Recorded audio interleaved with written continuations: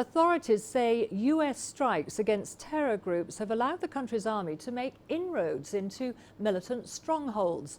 And as the US plans to reduce its footprint on the continent, CGTN's Abdulaziz Billow explains how the move will impact Somalia's counter-terrorism efforts.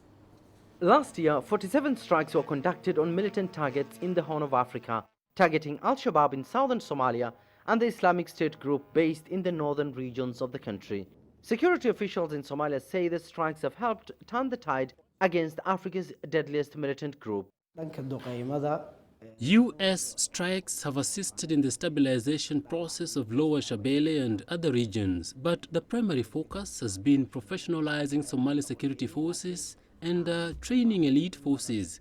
Its biggest role has been aerial attacks on Al-Shabaab targets, which has assisted us. However, analysts have expressed concerns of a possible reduction of U.S. forces in the African continent. For years, Washington continues to assist Somali forces in counterinsurgency campaigns by providing aerial support and mentoring an elite unit of the armed forces that has liberated towns and villages in the Lower Shabelle region. In September last year, Al-Shabaab launched a deadly attack on Billow, home to a U.S. military training base in southern Somalia. The attack came after recent military successes was recorded on the battlefield by an elite unit of the armed forces known as Danab. In the event of pulling out its troops from Africa, the U.S. military influence will reduce and other global powers might take over. We know the U.S. has several bases, including its biggest base in neighboring Djibouti.